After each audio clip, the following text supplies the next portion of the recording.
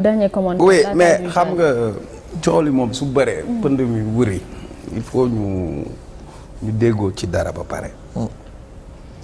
ñu déggoo si dégg naa ñu ne dañu waroon aj élection présidentielle lu tax ñuy aj élection présidentielle loolu mooy premier crime démocratique maman dans l'histoire du Sénégal def nañ 13 élections présidentielles benn yoon lañ mës a aj élection présidentielle dafa am lu ñuy wax le calendrier républicain c'est-à-dire constitution au Sénégal Abba sama la leen duru weeru koor gi ñëw rek yow comme pare woo pour weeru koor rek ngeen ne nañ aj koor gi quoi comme ça nga ne weer bi fi du nga ne weer bi du fi feeñee du fi mës a feeñ. est-ce que tu as compris une élection présidentielle c'est un rendez-vous de. système bi ñu am dañu am système démocratique du nguur du ndones bàyyi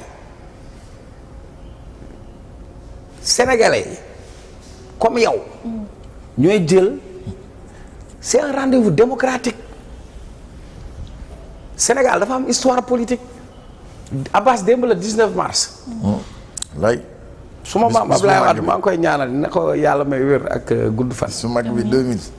on a fait des luttes démocratiques pour egg foofu. maman est-ce que tu sais que Sénégal amul woon mbañ gàcce. xam nga mbañ gàcce. c'est-à-dire. urne pour secret de vote. Sénégal dañ doon manifester pour am encre indélébile encre boobu. yàgg na toj réew mi. bu njëkk da ngay gis sax ku voté ba pare dem jënd eau de Javel xool ndax day deñ ñu nekk ci ay lutte démocratique maa ngi koy fàttali sunu papa ju baax jooju sëñ Pape Malick Sy moom ak Abdoulaye Bathily Abdoulaye Wade il faut que ñu interroger histoire du Sénégal fii lañ leen téye rond point RTS parce que dañu bëggoon fu ñu waxee ñu am dëkk boo xam ni dafa am une maturité démocratique maman maturité démocratique boobu moo tax Macky Sall mën a ñëw gagné Abdoulaye Wade Abdoulaye Wade def na alternance Macky Sall conditions démocratiques yi ñu créé est-ce que moom dañ ko réduire woon à sa simple expression ah Abbas moonte de toog na mu dem jàkkaarloog sénégalais yi fal ko falaat ko kon nag suñ la boo mujjee puso bul nangu puso ba réer moom nag daa jël puso bi kaaw ko fii bokk ko fii maman looloo fi amoon balaa ñu egg situation boobu qu'est-ce qui s'est passé du ma am adversaire politique c'est pas la première fois quand on disait le loup et l'agneau la raison du plus fort est toujours la meilleure qui a mis en prison Karim Wade indi fi CREI yi ne 25 dignitaires ngay topp bi nga tëjee Karim yeneen dignitaires da nga leen def sa gouvernement donc ñëpp xam nañ ni sa objectif politique moo doon éliminer un adversaire politique loolu moo ñu indi fii nga jóge fa Khalifa Sall lan lañ ko dugalee kaso ban argument lañ la mën a jox Abbas le rapport de l'IGE n'a pas donné une recommandation pour des poursuites judiciaires moonte de ka nga doon wax yaay sama doomu baay ràpp nga ko def ci kaso pour mu bañ a nekk candidat loolu moo indi wax ji bi ngay commencé ci jëm ci Ousmane Sonko 2021 yaa ngi fàttali ko Abbas j'ai compris le message nga wax ndekete yow message bi nga comprendre mooy da ngay dem wutaat sa doole pour nga ñëwaat mais au nom de quoi muy aj élection présidentielle lu tax pour ces combinaisons et ces combines politiques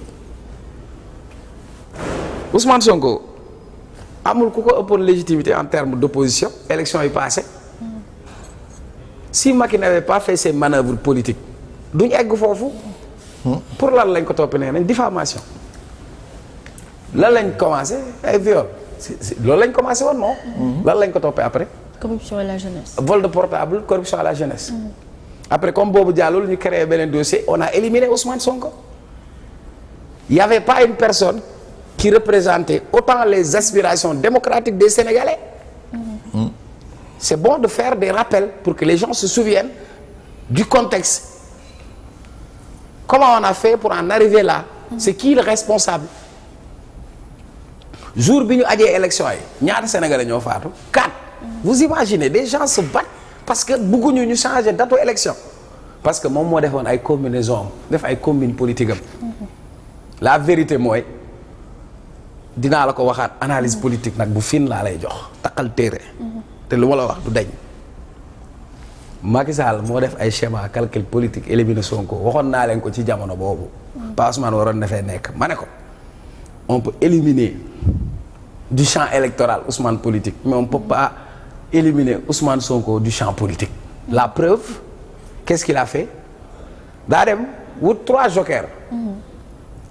Bassirou Diomaye Faye Habib Sy Cheikh Tidiane Dièye li leen dérangé woon mooy candidature Bassirou Diomaye Faye bi rëccoon. looloo nekkoon coow li yëpp loolu la woon.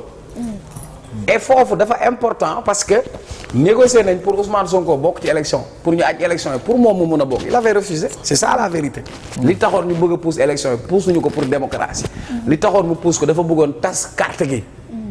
am na candidat am bëggoon na bu tasee carte gi ubbiwaat ko pour affaiblir opposition Macky ci jeu boobu la nekkoon ak sénégalais yi. D'accord. c'est ça la vérité. beneen vérité bi xam nga la moo fi am xoola ma ne booyee ñu fi faat nii malaakal mawti wàccul yore mitraillette wala mu yor AK-47 ay nit ñoo dóor ay bal ñan la est-ce que alkaati la est-ce que ab manifestant la est-ce que ab nervi la mais ça doit être clair. mais léegi bu nit ñi amee toute la volonté mais il faut am ñoo xam dañ ciy dugg pour jaxase carte gi lëndëmal xelu nit ñi ba ñu génn complètement du cadre. Abbas tu l'as dit maman 2 choses proposition de loi moo am ak projet de loi quand c'est un projet de loi ça émane de la volonté du gouvernement. Kan moo doon incarner l'exécutif c'est Macky Sall c'était un projet de loi. amnistie bi dañ doon génnewaale Sonko génnewaale nit ñi mais Macky aussi daf ko arrangé maman Nelson Mandela ñi ko tëjoon ci kaso bi ñoom ñoo ko fekk ci kaso bi négocier parce que kàmb gi nga bu nga ko doon dugal yaa fa dugal sa bopp. la loi d'amnistie la non dañ ci def ñaar une pierre 2 coups la. nañ libéré gars yi ñu téye ci kaso bi parce que il pouvait plus contenir la pression. maintenant on les libère en même temps dans la libération. nañ ci duggalaale wàllum boom gi wàllum faat bakkan wàllum torture lan lañ bindoon ci loi d'amnistie bi soo amnistier des faits criminels lañ wax ou correctionnels liés à des manifestations politiques ou ayant des motivations politiques entre quelle période lu tax jëluñu beneen période lu tax ñu natt ko 2021 ba 2024 parce que rey gi yëpp diggante 2021 la ba 2024 léegi nag bu fekkee ne dañu bëgg mu leer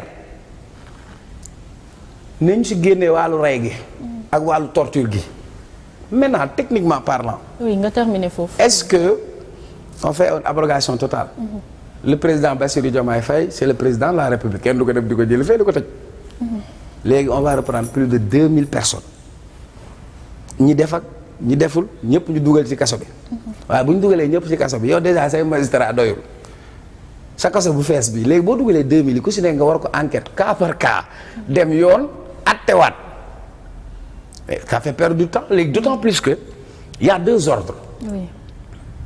bakkan ak matériel ban moo gën a fort. bakkan bien sûr. bakkan moo gën a fort bien sûr. waaye léegi gouvernement bi su toogee mu ne ñi nga xamante ne seen liggéey yàqu woon na ci. seeni mbir yàqu na ci. gouvernement bi daan ne ñi nga xamante ne la ñu amoon yàqu na ci. moom dina jël engagement gunge leen indemniser leen. kon kay le débat est clos maintenant quand les gens disent que waaw làq doom dóor doom yow loi boo xam ne elle a une portée générale. générale. ba pare amnistie c'est pas fait pour Samba ou pour Demba. On amnistie des faits mais on revient juste pour éclaircir cette chose. Il n'y aura pas de vérité sans que la lumière soit faite. wala nag bu fekkee daa am ñoo xam ne ils ont les mains tachetées de sang de telle sorte qu'ils ne voudraient pas que ça soit clair. Donc pour man jarul tirer en longueur sur ce débat. Quel est le responsable de cette situation kan moo ñu dugal ci situation bi ni mel. D'accord loolu yëpp dina leer dinañ ci ñëwaat bu baax a baax déjà maa ngi koy